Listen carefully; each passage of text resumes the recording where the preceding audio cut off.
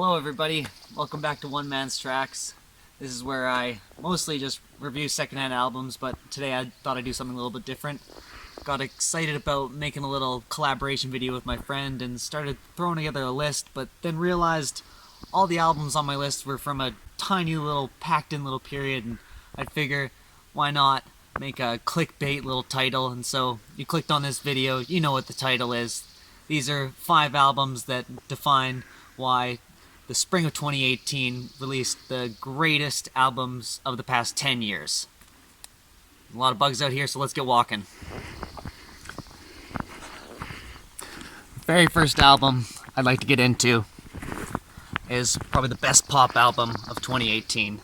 This is Janelle Monáe's Dirty Computer. Holy moly, a pop extravaganza that you do not ever want to miss. This thing is fun, it's energetic, it's extravagant, it's bold, it's all kinds of fun describing words. She describes it as, got my notes here, an homage to woman and the spectrum of sexual identity. It's 14 tracks that has 3 steps of reckoning, celebration, and reclamation. It's about her finding a more authentic self. One of the most exciting parts of the album for me was discovering that Prince, who unfortunately he passed away I believe in 2016 or 2017, well before the album was released, but he helped write the song Make Me Feel, and it really does have some Prince vibes. And discovering that just this year was such a fun, great thing, and really brought a new light to the whole album for me. So many huge names collaborated to make this project happen. From Brian Wilson of the Beach Boys to Pharrell, you got Grimes, you got Zoe Kravitz, you even got Stevie Wonder on the keys. This thing's just chock full of huge names, and it shows. The production is stunning. Everything about this is just hooky, catchy, in your face, extravagantly gorgeous. Get into it, get on top of it, and just dance your way through it.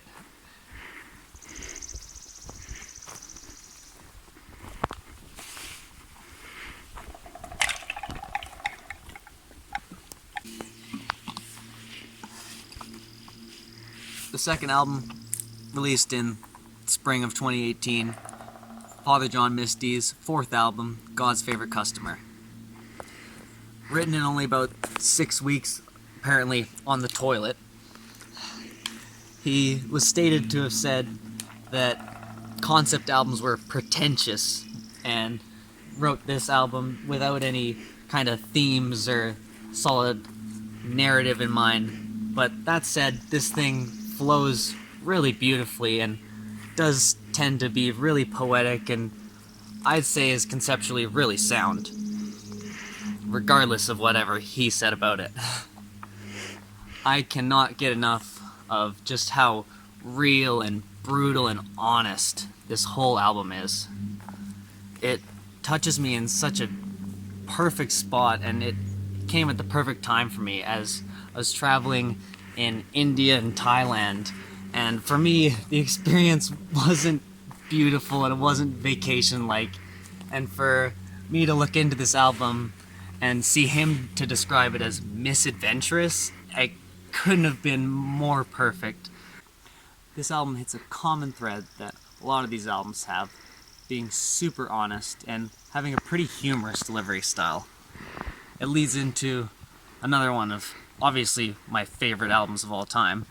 This is Courtney Barnett's 2nd album, her 3rd album if you include her collaborative album with Kurt Vile. This album's called Tell Me How You Really Feel. Courtney Barnett is a singer-songwriter out of Australia. She delivers a sing-speaky vocal performance over a guitar-driven rock. It's a little bit too cheap of a description though, as it's more of an indie pop flavored grunge.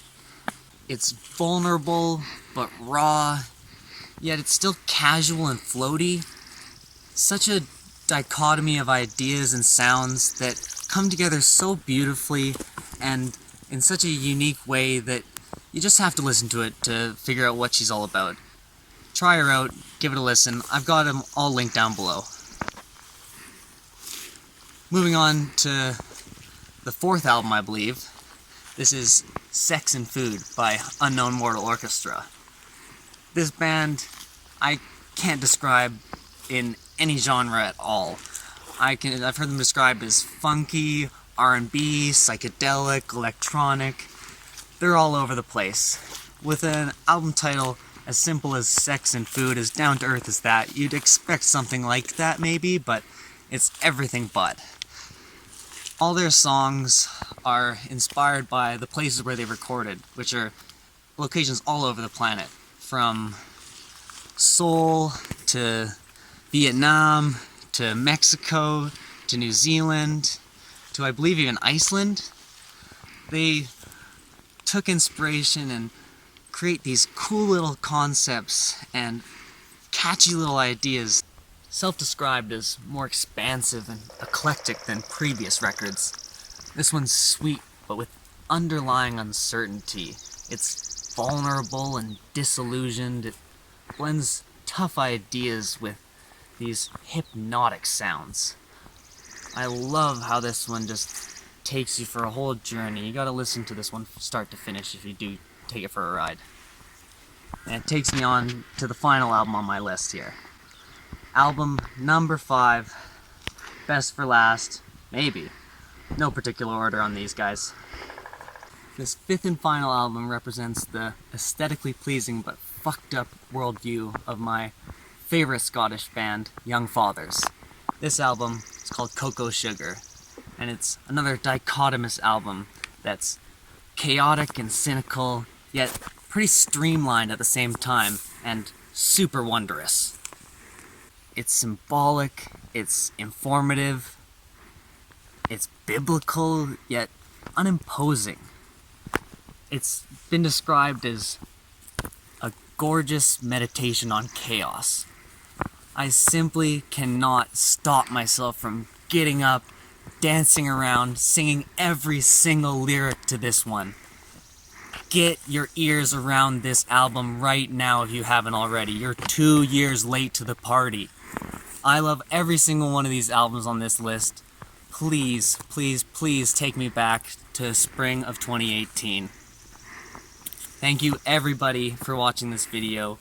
Please, if you liked it, if you like videos like this, make me make more videos by commenting ideas or suggestions or anything like that. Subscribe. Over here, I think, and watch a video over here. I love you so much. Take good care.